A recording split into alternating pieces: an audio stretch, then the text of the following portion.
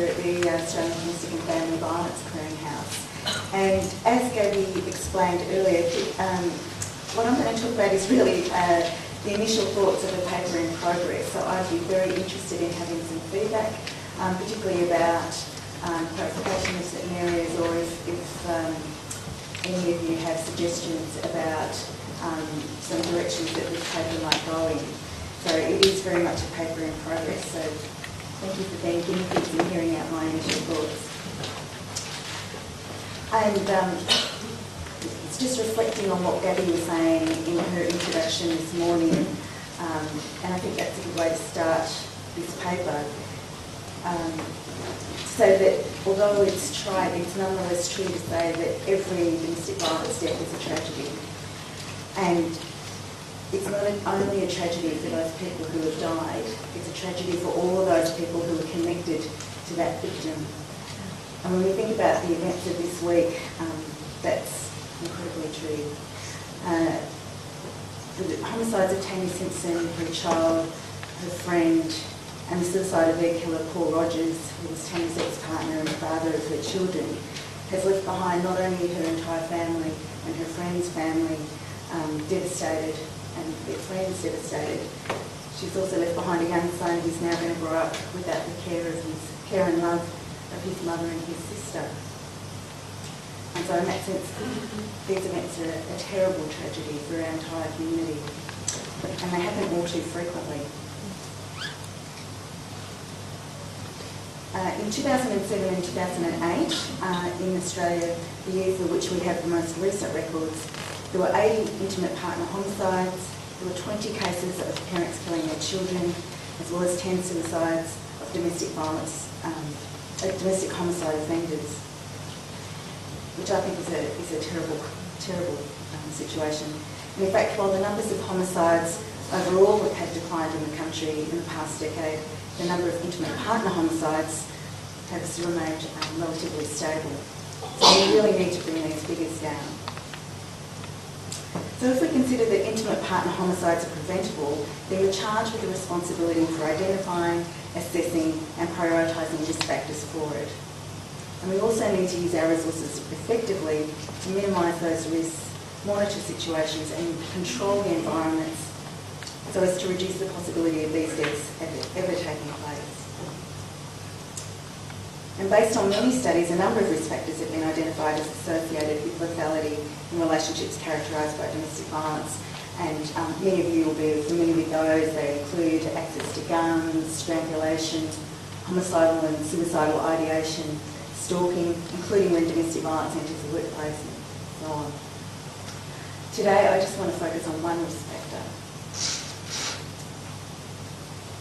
Sexual violence between intimate partners has long been associated with danger to women and lethality, but it's the risk factor that has arguably had the least attention paid to it in practice.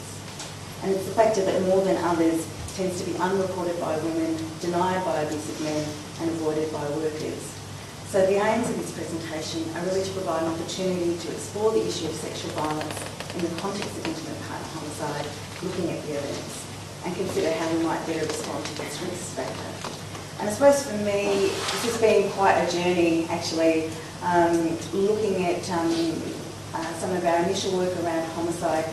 Sexual violence came up quite often in those studies that I was looking at.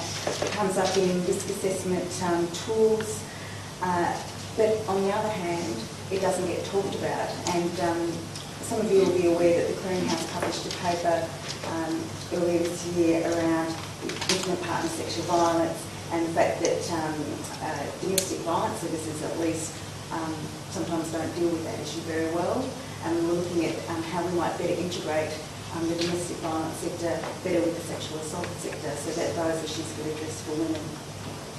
So this paper's really been the culmination of a number of different thoughts about how we can better respond to this particular risk factor.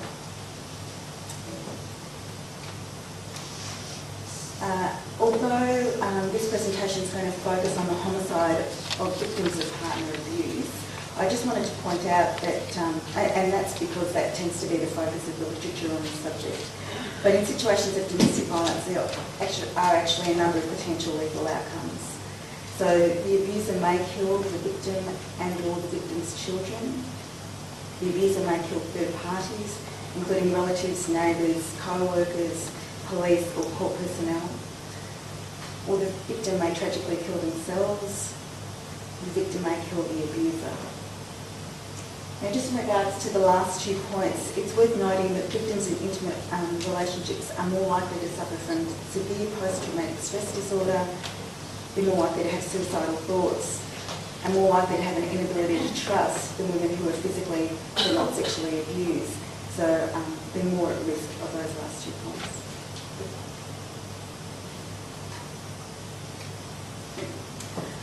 So research studies around intimate partner homicide strongly correlate sexual violence with homicide and with serious violence. And specific studies provide some important details about these correlations. So I'm just going to, there's a myriad of studies, but I'm just going to talk to a few of these. And start with a relatively small study that compared women who've experienced sexual abuse by a partner with women who've experienced physical abuse only. So Bernice, Resig, Mechanic and Austin, actually I think that's Austin without a U, I don't know why that's there, found that intimate partner rapes tend to be more severely physically violent and include a significantly higher risk for homicide. In a much larger study comparing 220 women who were killed by their partner with 343 abused women, so the comparison of women who were killed by their partner with women who were only abused, Campbell et al. Found that when considered independently, forced sex was significantly associated with intimate partner homicide, along with a number of other risk factors. However, when they looked at multiple variables, the only significant factor to emerge was forced sex. And in their UK comparative study of 106 men who had murdered an intimate female partner and 122 non-lethal domestic violence cases, Dobash et al. Found some major differences between lethal and non-lethal domestic attacks. So they found that strangling, smothering, the use of weapons and sexual assault was significantly more likely to be a feature of lethal rather than non-lethal assaults. And in fact, sexual violence did not occur at all in the non-lethal incidents examined in the study and only in the lethal ones. Now, I personally suspect that there was some underreporting in the non-lethal studies, but I had no evidence for that. The researchers reflected that these factors, sexual assault among them, are a risk for lethal violence, not only due to their likelihood in serious injury, but also as an indication of heightened estrangement from the relationship and or increasing objectification of the woman. And we may further suggest that sexual assault of a current or ex-partner may signify an elevation in the non-lethal violence and a warning sign of increased severity.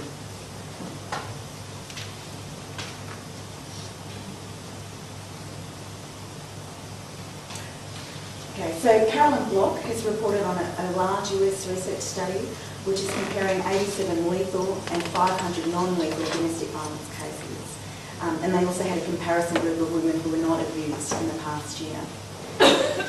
In the lethal domestic violence cases, some of the offenders were abusive men and some were abused women who then killed their partners or ex-partners. The study found that 46% of female homicide victims had experienced sexual abuse. And they based this on criminal justice data as well as interviews with proxies. So that amount may be underestimated, just depends on whether that information can come out. And 64% of women offenders who had killed the abuser had experienced sexual abuse. And 47% of abused women had experienced sexual assault. So you can see that they're quite high figures associated with serious violence. Interestingly, often people ask the question, why don't women leave, why don't they seek help? In this study, they found that before the deaths, the vast majority of abused women homicide offenders and abused women homicide victims had sought some kind of help, and that includes formal help from law enforcement or medical assistance. And the majority had tried to leave the relationship.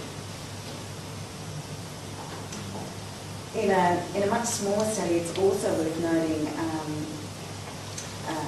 this was a study by McFarlane and Malecha, and it was a study of abused women, that found that 22% of sexually assaulted women in their sample reported suicide threats or attempts, compared with just 4% of physically only abused women. So just harking back to the range of deaths that may occur, this is also a factor that's associated with suicide.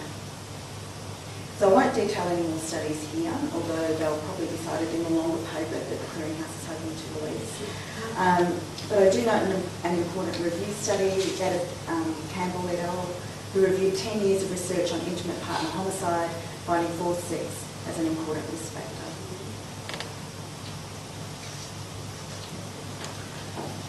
Okay, so we've established that there is a quite significant link between sexual violence and homicide. So it's valuable now to look at the patterns of sexual violence and the context in which that takes place.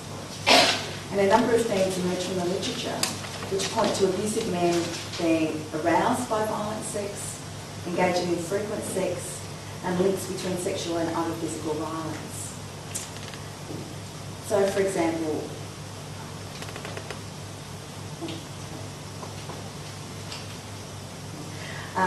David Adams in 2007 interviewed 20 female victims of attempted homicide and 19 women who were victims of potentially life-threatening assaults. Just over half the women in the study said that their partner would sometimes or often become violent during sex, becoming excited, aroused or turned on by violent sex. The majority of the women interviewed said that their abusers sometimes demanded sex immediately after a beating. And in a separate study by McFarlane and Lecture that I mentioned earlier, they found similar results. Around half the women in their sample who reported having been sexually assaulted by their partner had been physically assaulted prior to their sexual assault. In his study, Adams also interviewed 31 men who had murdered their female partners. And the majority of the male killers in that study claimed to have had regular sex with their wives. Sometimes, most of them had talked about daily, and some claimed multiple times a day. And Adams concluded that for abusive men, their expectations of frequent sex convey a kind of possessive control over their victims, which was heightened when accompanied by verbal and physical violence, jealous accusations, infidelity and sexual coercion. I just want to make the point that given the proximity of an intimate relationship, these rapes are more likely to be completed and more likely to be repeated. So a survey of intimate partner violence by the US National Institute of Justice found that over half of women raped by an intimate partner were repeatedly victimised by that abuser. Other US and Australian studies have also indicated that women experience multiple rapes by partners.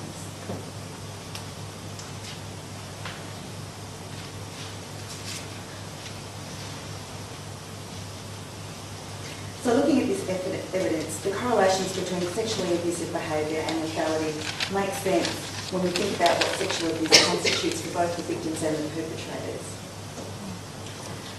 Sexual assault or rape is probably the ultimate means of controlling or having power over another person. And McCormick Plummer makes this clear in her very personal account about her partner's use of rape to keep control in her relationship. And she writes, "In my experience, the battery was aimed at getting me to do what I was told or hurting me for not doing so. But the rape had a far nastier and more contemptuous message about my lack of worth and power." So I just want to talk about some of the motivations for this sexual violence and start with men's sense of entitlement and rights over women. Daly and Wilson were probably the earliest proponents of the male sexual proprietarianism. I knew I was going to mispronounce that. That men across a range of cultures feel that they should have rights to and control over their female partner's sexual and reproductive capabilities. And in her early research on sexual violence in relationships, Bergen also documented on victims' recollections of men's comments when raping their wives, reflecting this notion of possession. So, I have this right to your body. Adams too surmises from his research that for some abusers, sex reconfirms claims of ownership of their partners, signifying their possession. This sense of possession of a female partner and entitlement to her body is then directly challenged by any resistance put up by her, and certainly by any decision by her to end the relationship. So in their later work, Wilson and Daly argued that in extreme cases, women's resistance precipitates intimate partner violence and homicide. And they cite Canadian partner homicide data, finding that sexual jealousy to be the leading motivation for homicide. And other researchers concur with its findings. So in their very large study, Russell and Rebecca Dobash looked at murderers in Britain, comparing murderers of female partners with murderers of other people. And they noted that abusive men who had killed their female partners had a heightened sense of possessiveness and jealousy and expressed fears and anger about separation and abandonment. Similarly, drawing on the Chicago Women's Health Risk Study involving interviews with 705 women, Block and De Cassidy report that the greatest threat to male sense of ownership was separation involving women leaving. And a 2006 report on data from the US National Violence Against Women survey found that 31% of intimate partner rape victims were raped post-separation. Okay. Now, although the evidence linking sexual violence in intimate relationships with homicide has led to its identification in risk assessment tools for lethal violence, and the SARA is one of those well-known tools, it still remains a largely invisible issue. And in fact, women tend not to disclose, violent men fail to take responsibility for their behaviour, and workers tend not to ask. But why is this so? We know that many victims don't report sexual violence in their relationships. In their study of 148 women in the US who were seeking protection orders, McFarlane and Rochelle found that not one had reported sexual violence, despite more than 2/3 disclosing their experience of sexual assault to the researchers, and 1/5 who had had a rape-related pregnancy. In Australia, Parkinson's research on partner rape involving interviews with 21 women who were raped by their partners, more than half did not disclose this to anyone. But I have to say that's a much better result than in the previous study. Victims face a number of barriers to reporting, and I'm summarising a number of studies here. Some don't recognise the behaviour as rape or may not realise that it's against the law. They may distrust the law or not know what the police response could be. Some may fear further violence or may fear that no one will believe them or feel ashamed and embarrassed, obviously. Some are still economically reliant on their abuser or unable to leave a relationship for some other reason. What's interesting about the McFarlane and Rochelle study with regards to actions taken is that the researchers found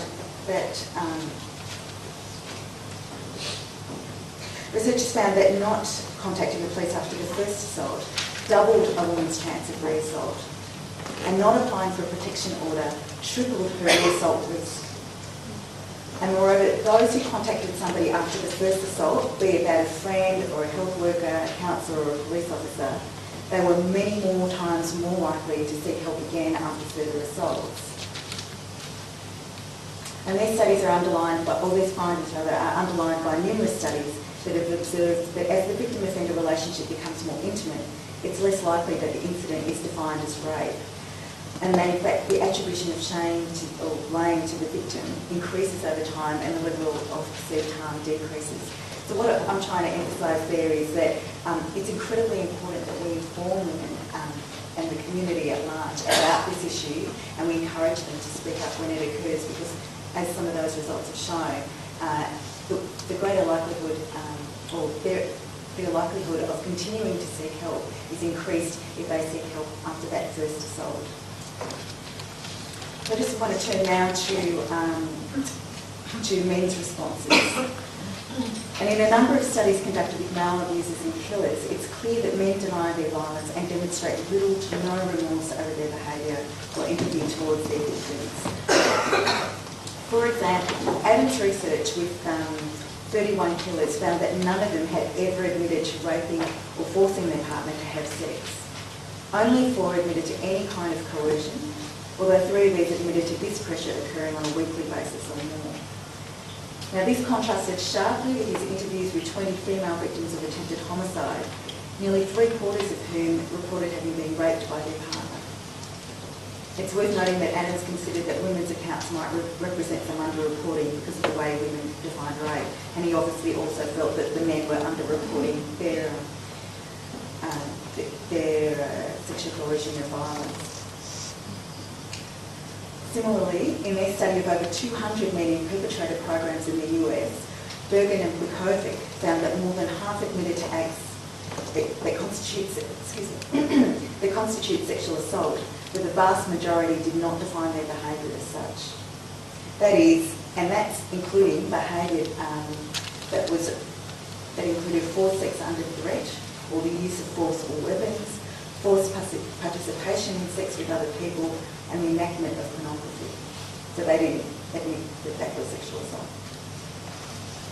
Based on interviews with women who've been sexually assaulted by their partners, Easteel and McCormick-Plummer identify a number of ways that men hide their sexually abusive behaviour, and that's what I've listed there.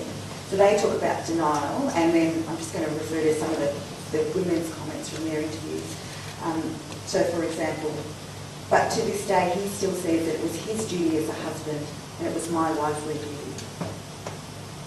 They talk about rationalisation. So, for example, he would say I wanted it. He would say I wouldn't be here if I didn't want it. They talk about minimisation, claiming loss of control. So, for example, he implied that I was lucky to be dating and having sex with him. They talk about claiming loss of control. When he raped me for ending our relationship, he said afterwards that he was sorry, but the thought of living without me drove him crazy. And they also talk about blame shifting. So, for example, after 4 kids, I was loose, or so he said. Doing things normally wasn't exciting anymore. This was new, interesting, exciting.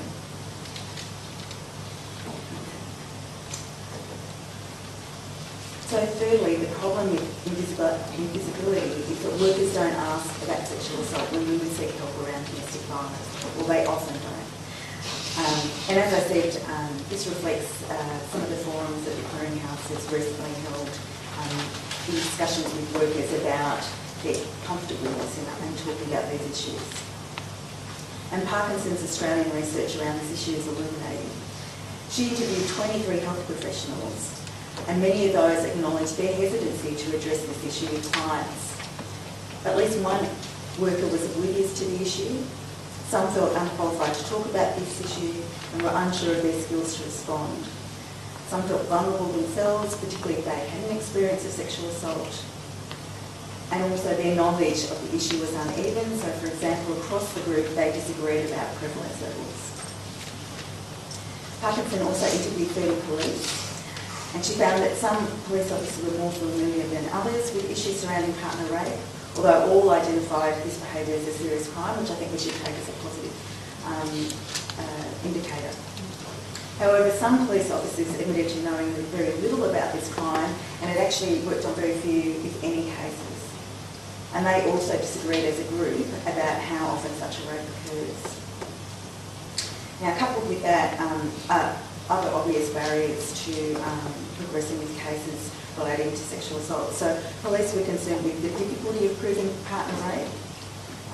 They were concerned about victims withdrawing the charges, the length of time before cases reach court, and the disrespectful and damaging treatment of women in court. And tellingly, of the 30 police interviewed, only 6 would advise somebody they loved to report a partner rape. I just want to talk about this some more. Sexual assault is uncomfortable to talk about. Sex is a negotiated part of any relationship, and abuse, we know, is part of a continuum. We also know that sexual assault is common across the population, so you can imagine that many workers, including police, judiciary, legal officers, they're all likely to, among them, some are likely to have had experiences of abuse. And we know that many people are attracted to work in this sector because of either their experience of abuse or somebody they know who has been abused. And we are vulnerable when we talk about these issues because of our own experiences, perceptions and myths. And I have to say, even in preparation for this paper, I found a lot of this material very disturbing, and you can imagine at the Clearinghouse we read a lot of very dark and difficult material, but some of the sadistic nature of the sexual violence that I've been reading about in this research has made this an incredibly challenging experience, and I'm doing at a remove. So I'm fully aware of the difficulty of talking about this issue as workers. But we need to talk about this issue because it's serious, it's prevalent, and it's putting women and children at risk. So what can we do better in response to intimate partner sexual violence? Let's start with training for professionals. We need justice, health and social service professionals who are assisting women affected by domestic violence to receive some ongoing training about this issue. And in fact, this really could be applied across the community. Some general awareness raising, but in terms of training, that needs to encompass some basic information about the frequency of sexual violence in intimate relationships. And it needs to talk about the health and safety consequences for victims, including the risk for serious violence and homicide. And they also need to have some basic information just around its legality. Do people understand that this isn't illegal activity? And what's an appropriate just response? And what evidence do we need to collect to make a case? So that training needs to be informed by research studies. And what we're aiming for is for professionals to have the same awareness and understanding of responding to this issue as they would to, say, domestic violence, physical abuse, or child sexual assault. So having that same gut reaction to those issues and having that information at hand. Services need to provide workers and volunteers with training and supervision around screening and referral for sexual violence in intimate relationships. And this training needs to encapsulate some of the issues I've just raised and also be informed by research around prevalence and risk, including information about the context in which this abuse occurs, patterns of behaviour and associations with other risk factors for homicide. So what we want is for workers to feel comfortable about asking these questions and to know how to respond appropriately when disclosures are made. Women who do disclose or report sexual assault need to be believed, and they need to be supported around their experience of sexual assault as well as their other needs that may be associated with domestic violence. So this needs to be accompanied with referrals to counselling and health professionals for the sexual assault, and being mindful of their increased risk of suicide and post-traumatic stress disorder. They also need to be informed about the increased risk of femicide so that they can assess their own risk and make safe choices. Now, many women are not aware that this factor is highly associated with homicide, so they need to be made aware of those issues. And this includes assistance around safety planning and work with authorities and support services to make choices available. So what we want is for women to make informed choices about their risk and be supported to gain safety.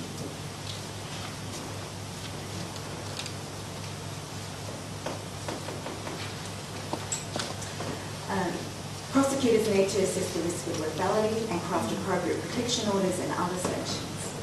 And this needs to give adequate attention to the legal risks identified in the literature of sexual violence in intimate relationships. Judges need to deny access to children for abusive men. And I haven't gone into this issue today, but there's considerable evidence that indicates that men who sexually assault their partners often involve their children in some way. So either as spectators or actively involved in the abuse, and may also be sexually abusing their children. So that really needs to be an important issue, and in the context of family law and parenting, shared parenting, we really need to be examining this issue. Perpetrator programs need to routinely address sexual violence in a way that's informed by the research. Now, I've put that up there, and I do think that it's important, but I'm also mindful of the research studies with men who've killed their partners, in which those men have shown strong resistance to accepting any responsibility for their behaviour and a resistance to interventions to change their behaviour. And I'm particularly mindful of the Dougash's study with the men who killed their partners in prison. So while we look at that in perpetrator programs, I think we really need to think about what that education needs to be. And probation and parole personnel need to be alert to the dangers of men, particularly bearing in mind controlling men's often intensified abusive response to women's resistance and separation. We also need to be monitoring situations to determine whether the risks are increasing or decreasing. So these are not static situations. They're often quite dynamic and may change very quickly. So we want sexually abusive men to be made accountable and to receive appropriate sanctions for their behaviour. And most of all, we want to prevent further deaths. Now, what I wanted to have here was a really stunning conclusion, but I haven't written it here. I'll stop there, and I really invite you to ask me questions. I may not be able to answer them at this stage, but I'd certainly be interested in having a discussion about how you feel about this paper and whether there are some other directions that I haven't taken any of that you think would be important, or if there are areas that need clarification. Thank you.